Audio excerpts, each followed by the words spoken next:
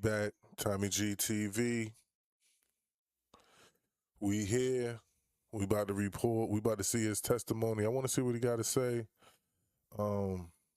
Like, share, subscribe, comment. We're going to follow this story.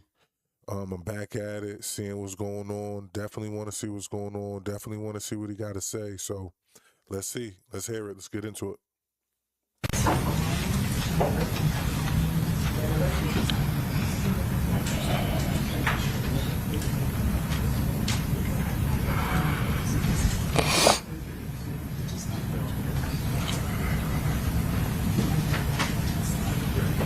All right.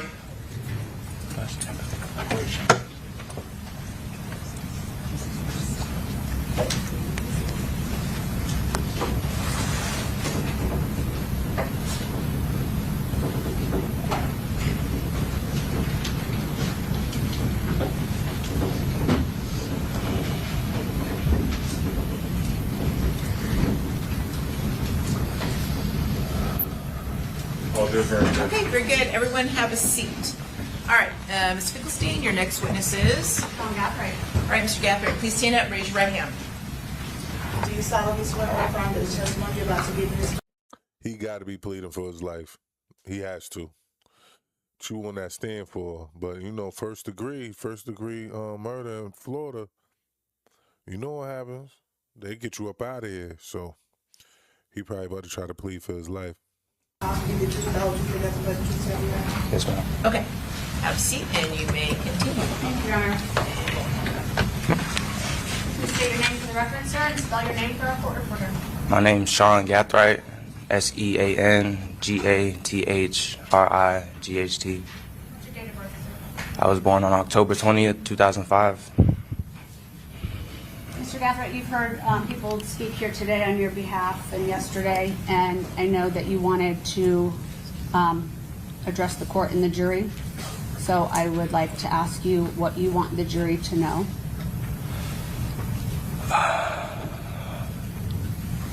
Yeah. I just want to address the court today, and, I'm not here to dispute anything.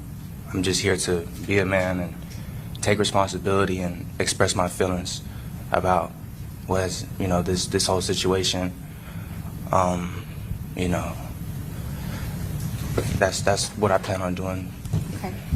And how do you feel? What? I feel very remorseful. This is a terrible situation. It's been a traumatic experience. Let me ask you this. So, how old were you when you were arrested?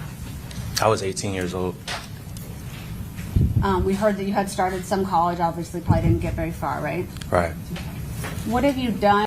Wait. Yo, y'all hunted him down. Like, you was the part of a team that went out and hunted this dude down over his raps. I don't know what he did in the past. He probably put in work too. But you hunted him down. Heartless. Real violence. Heard he looked at you and asked to let him live.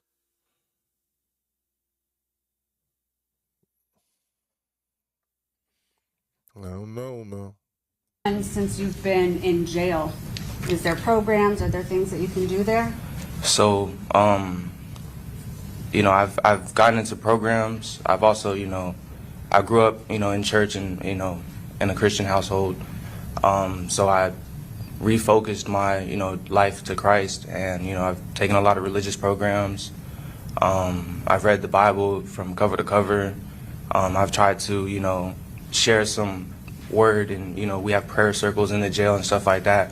I've led a couple, prayer circles, and I've tried to, kids around my age or, younger, since I'm 20 years old now, when you turn 18, you go to the adult pods and stuff like that. So if I see somebody who I see, has a lot of potential and has a chance to keep them from,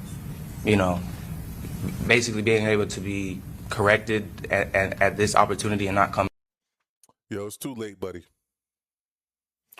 All that, man, you should have been doing that.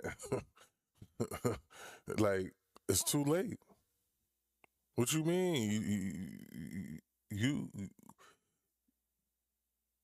even if what you still in the county? Because where you about to go, you ain't gonna see people that's gonna be in and out like that. That's not where you about to go. So you better get your talking now, but it's too late. Like, what are you talking about? Like, if they let you go right now and you felt like you could beat this case, you wouldn't be talking about none of this. You'd be back out being a menace to society. Come on, man. Stop it. Back, I try to take them under my wing. As you see, I have a lot of resources and a lot of family that love me, and they've even, asked me like, hey, is there anybody in there who doesn't have somebody like that, who, could we send them some money, like, anything like that. So I've tried to, be a Yeah, you're making it worse. So you come from a family with money? So I know, I'm from a suburb. I know a couple of dudes come from good families, go out there and play thug and play gangster and go take a life. Like, come on, man. Come on, man. You knew better. a vessel for God to pour over my blessings into those around me. We heard from Mr. Benoska, who said that, in prison that there is opportunities at times to be a mentor or do orientations and peer-to-peer things like that. Is that something that you'd be interested in doing? Of course, I definitely want to, try my absolute best to course correct anybody from. You got all the time in the world now, buddy. You got all the time in the world to figure all that out. Falling down a path that they don't have to take, especially the youth. I feel like that's my calling that God has put on my heart to, be a mentor to the youth and be a positive influence in this world.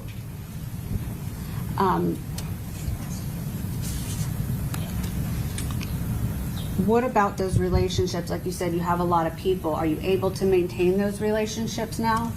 Yes, so, everybody who I, maintain a relationship wasn't able to all be here today or, even testify. But, I talk to them daily, weekly, bi-weekly. I cherish my supporters very deeply. And I want to maintain a relationship with them for the rest of my life.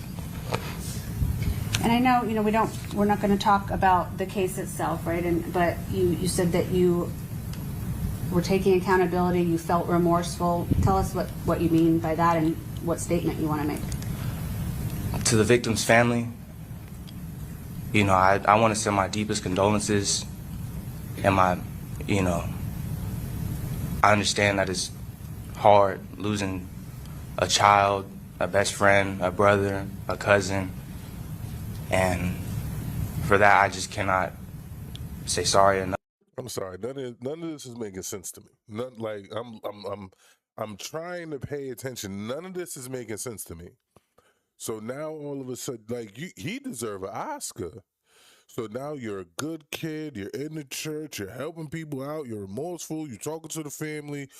But when you was 24 months ago, when you was arrested, you was part of a murder squad that hunted this man down, killed him in cold blood while he begged for his life. And so that man don't exist no more? Now all of a sudden, when rubber meets the road, now you just a totally different person? I don't believe it. I feel terrible about the situation, but I'm a firm believer that God can use anything for good that the devil wanted for bad. And so I am grateful for the people I've met, for the lessons that I've learned, for just this experience in general, because it's one that I'll never forget and it's going to shape the rest of my life. Sounds like there's that saying, it's kind of cheesy, but you make lemons out of lemonade or whatever. make lemonade out of lemons. Lemonade out of lemons. Somehow. I obviously don't make lemonade, but it sounds to me like you are going to try and make the best of a bad situation. Does that sound about right? Of course. And are you going to continue to do that? Of course. I'm going to try to, continue a humble life, a righteous life, try to do the right things at all times and, Will you apprise yourself? We've heard about some, For what? Your life over. What are you talking? What is this guy talking about? It's over. Like, what was the point of doing what you're doing just to sit here today and act like this and say all of this? It don't make sense to me. Y'all had extendos. Y'all hunted him down.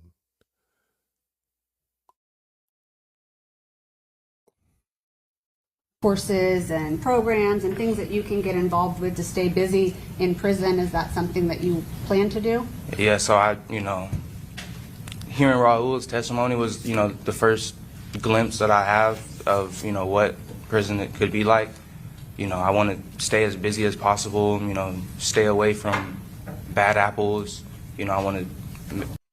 Yo, the way he acting in the Florida prison system, you look like you about to be somebody's girlfriend. I ain't gonna front. With that turtleneck on, tell me, like, nobody's talking about this turtleneck he got on? Who bought him that turtleneck? Yo, if dudes see that turtleneck, they gonna put Kool-Aid on your lips, dog. Look, he got the good hair and all that. Like, keep a job, get into programs, try to get into any vocational things I can do, try to, keep my record clean to, go to the best incentivized things and have visits with my family. And, I just want to just stay out the way, I just want to make everything, peaceful as can be. I'm sorry, I know I keep stopping this. If I was his co-defendant, I'd be pissed off. I would be mad. I would be like, what is he doing? What is he doing on the stand?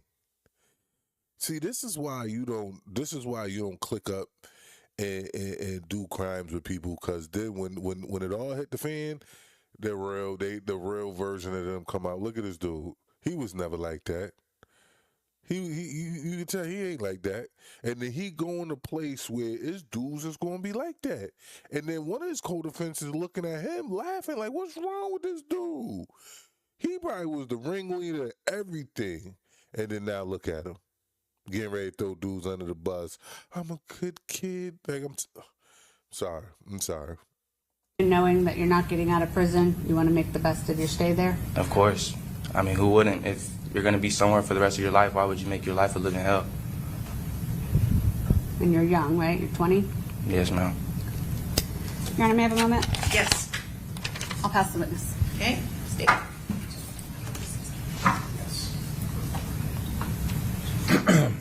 You would agree with me that Charles Jones was young too, wasn't he?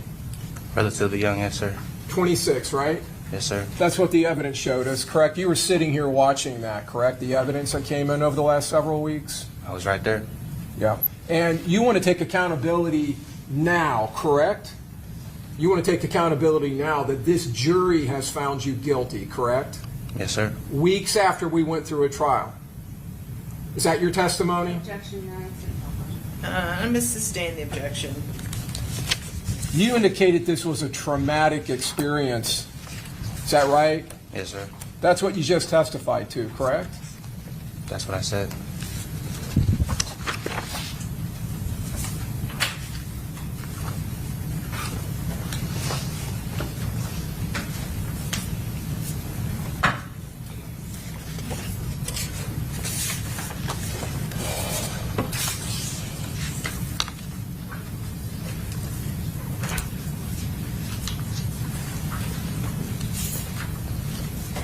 Let me just have one moment, Your Honor. I'm trying to get the all-know. Yes.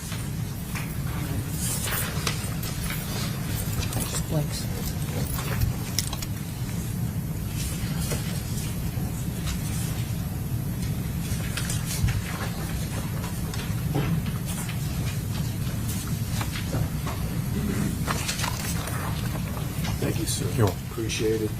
Stage 25C, you remember Gino Norris? Yes, sir. You remember him? He was also really young when this happened, wasn't he? I didn't know how old he was. Early 20s, 22. Would that surprise you? No, it wouldn't surprise me. Yeah. Gino Norris, who's not a gang member, who's Charles Jones' friend from the time they're children. That's the legal basis. The facts of the case that we were believing. Okay. Oh, he got more bodies. Oh, this ain't your first rodeo, huh? Oh, they about to you got victims. Oh, it's not looking good for you, buddy. Why you get on that stand? Come on up, counsel.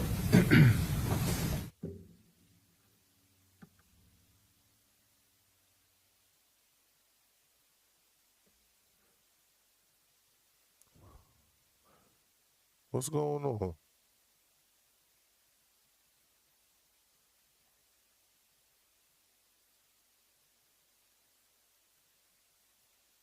Hold on, we got technical difficulties. Well, we've all seen all these. I just try to. Oh, they silenced it. My bad. They cut the sound out because they don't want us to know what the judge is saying to counsel. I didn't know what was going on.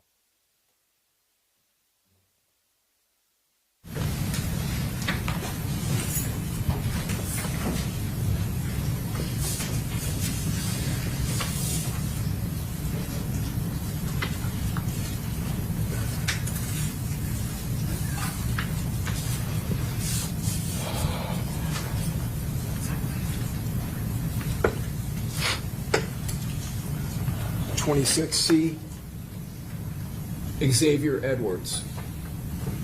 25C, Gino Norris.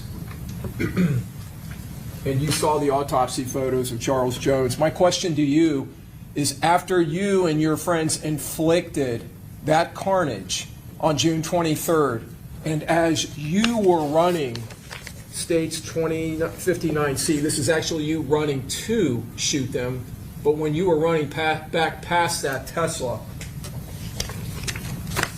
were you feeling a lot of trauma at that point?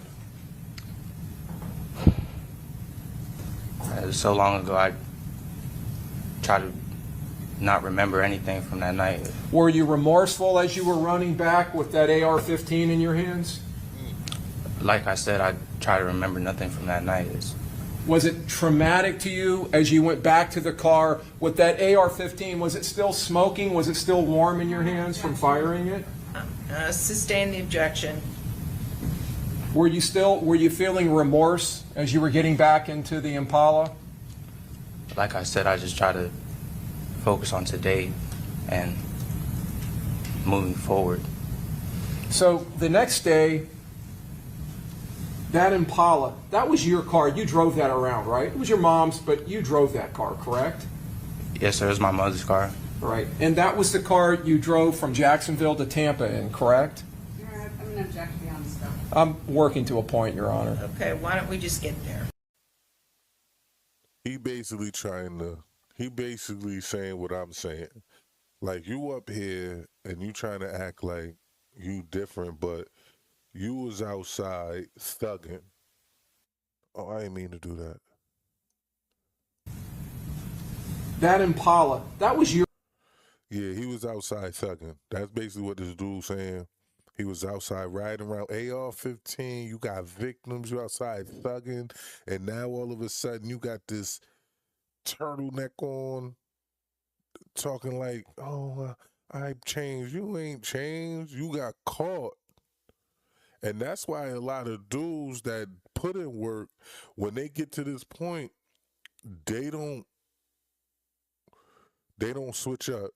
There's no point of doing what you're doing and then now you doing this. What was the point of doing it? It don't make no sense. I just said that. I know people like, oh, you got to be remorseful. Remorseful for what? You be remorseful, they still gonna put you under the jail. You come back later on appeal and try to get life, but you did what you did. They got evidence on what you did. Like, you cold-blooded, dog. Come on, man.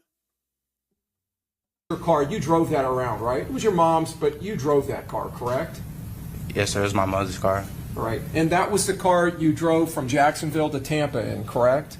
I'm going to object beyond the scope. I'm working to a point, Your Honor. Okay, why don't we just get there? All right.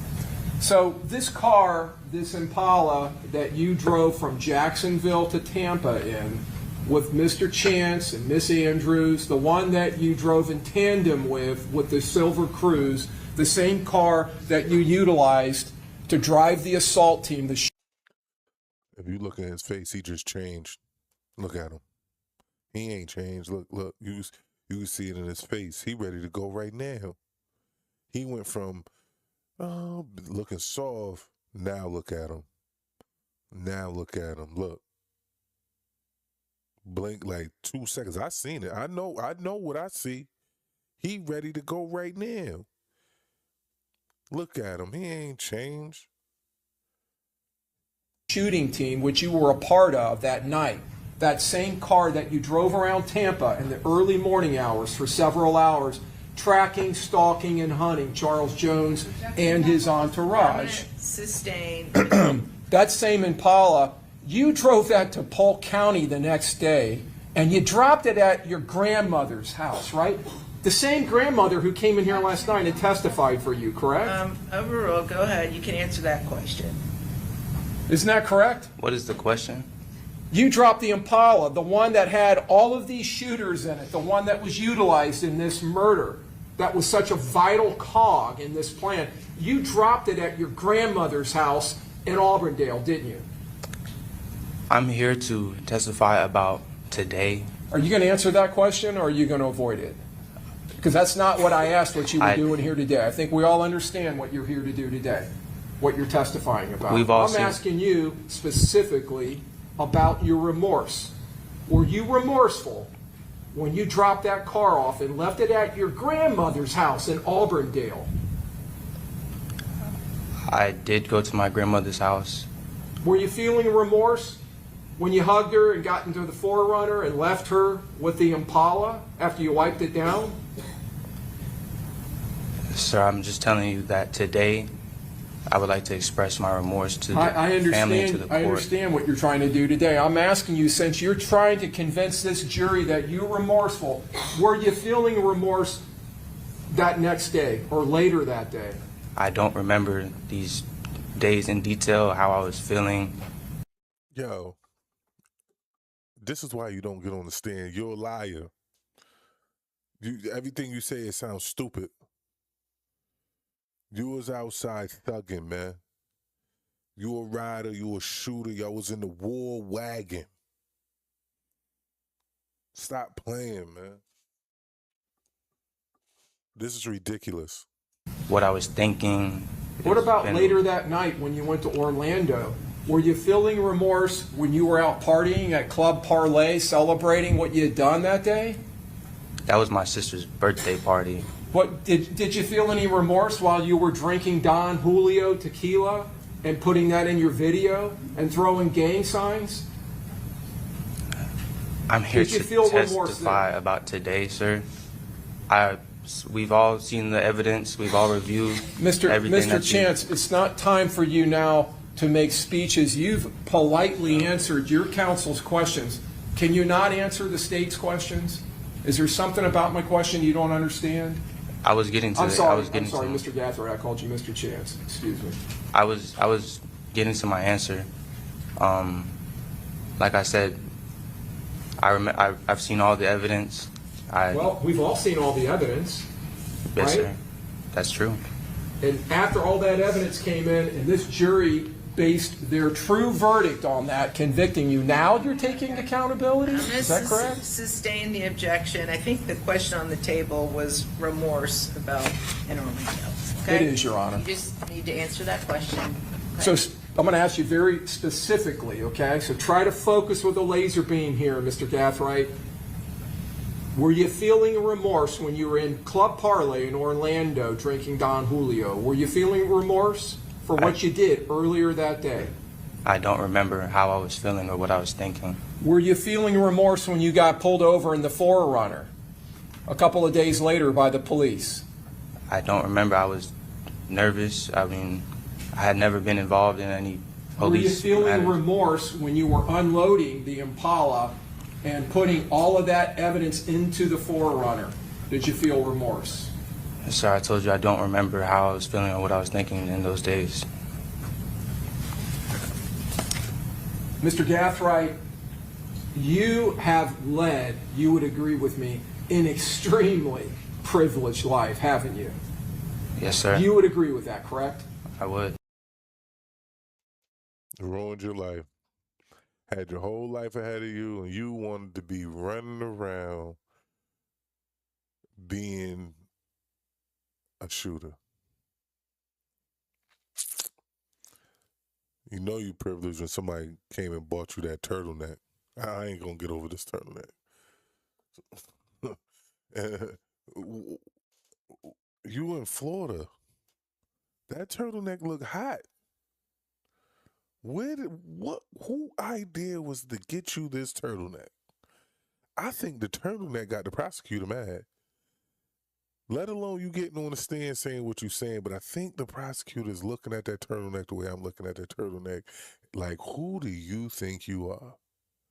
We got video, you throwing gang signs, you hunting people down, you got victims, and now you want to come in here with this turtleneck on, acting like you changed?